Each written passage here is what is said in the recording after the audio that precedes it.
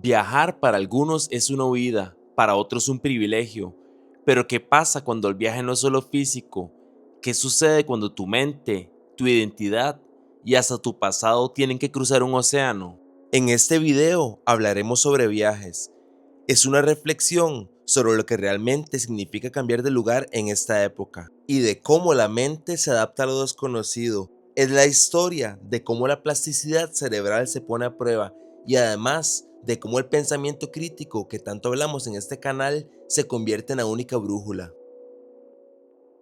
Desde pequeño, viajar fue mi sueño. A pesar de crecer en un hogar disfuncional, esa adversidad, sin saberlo, me dio una herramienta fundamental: la resiliencia psicológica, esa capacidad de adaptarte y de superar situaciones difíciles, algo vital cuando te enfrentas a lo desconocido. Por allá del 2013 crucé el Atlántico. A pesar de hablar el mismo idioma, experimenté mi primer choque cultural.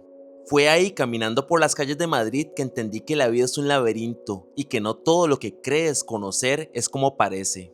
Al llegar, viví la disonancia cognitiva, un estado de tensión mental que se produce cuando mis expectativas sobre España, en este ejemplo, tal vez formado por series o películas, chocaron con la realidad. Me preguntaba por qué la gente no es exactamente como pensaba. Ese choque me forzó un proceso de revisión mental. Tuve que elegir entre cambiar mi percepción de España o mi forma de pensar. Yo elegí la segunda porque es un paso necesario para entender el mundo. Pero mi verdadero viaje mental empezó en Alemania, donde pasé 5 años sin salir, y fue ahí donde nació el mal de patria, un anhelo por Costa Rica, sus calles y su gente. Cruzar el Atlántico una y otra vez me ha enseñado que cada país me ofrece una perspectiva distinta. El pura vida me enseñó que hay momentos para el desorden y la calidez, mientras que la disciplina alemana me mostró el valor del orden y la perseverancia. La exposición a nuevos idiomas, a nuevas formas de pensar, ayuda a nuestro cerebro a crear nuevas conexiones. Esto se llama plasticidad cerebral, un concepto que significa que la mente se ve obligada a recablearse para procesar la nueva información.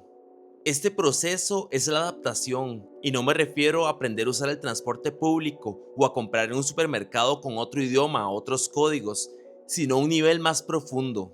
El cerebro, en su constante búsqueda de eficiencia, nos hace caer en el sesgo de confirmación, dándonos solo la información que refuerza nuestras creencias. Al viajar y vivir la realidad de otra cultura, rompes ese sesgo. Es por eso que el viaje es el antídoto contra los prejuicios, te obliga a enfrentarte a lo inesperado, a ser flexible y a desarrollar una mente más abierta. Vivir entre dos mundos te hace darte cuenta de que la vida sigue su curso en ambos, contigo o sin ti. Esas mascotas, esas personas que ya no están, te recuerdan de que la muerte tarde o temprano llega. Y en ese punto surge la pregunta que a muchos migrantes nos aterra: ¿en qué país quiero envejecer y morir? ¿Dónde construir ese último hogar? Desde la psicología, este proceso se llama duelo migratorio. Es una forma de duelo no siempre reconocida, que se vive al dejar atrás la propia cultura, la red de apoyo social y los lazos emocionales con el lugar de origen. Es una pérdida que te obliga a reflexionar sobre el sentido de pertenencia, una necesidad humana fundamental.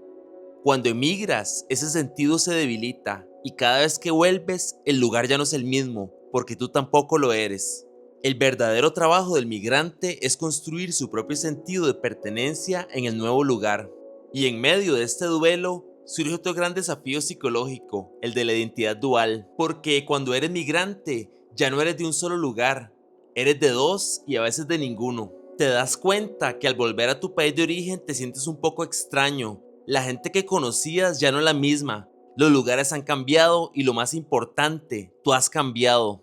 Has integrado nuevas costumbres, nuevas formas de pensar y hasta nuevas expresiones. En Costa Rica me han dicho que sueno diferente, de que hablo cosas que no entienden. Y en Alemania, aunque ya domino el idioma y conozco las costumbres, hay días en los cuales solo quiero estar allá. A esto se le conoce como el sentimiento de no pertenencia. Es como si te hubieras convertido en un puente viviente, conectando dos orillas, pero sin un lugar fijo donde anclar. Esta es la paradoja del migrante. Ganas una perspectiva global, una mente abierta y una inmensa resiliencia, pero al mismo tiempo pierdes la simple certeza de pertenecer a un solo lugar. Tu casa ya no es un punto en el mapa, sino un sentimiento que llevas contigo y que tienes que aprender a construir día a día con la gente que quieres, sin importar dónde te encuentres. En estos años he construido un puente, un vínculo que no quiero perder, una integración de mi yo tico con mi nuevo yo alemán.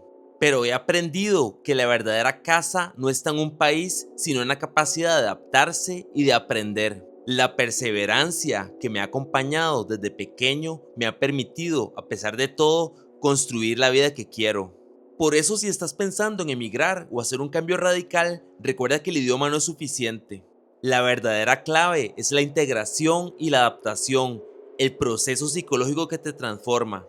Porque el viaje es en esencia una herramienta para el autoconocimiento y el crecimiento personal. Mi viaje ha sido sobre todo una búsqueda de mi identidad, y en esa búsqueda descubrí que la mejor versión de mí mismo no es la que se queda quieta, sino la que sigue en movimiento.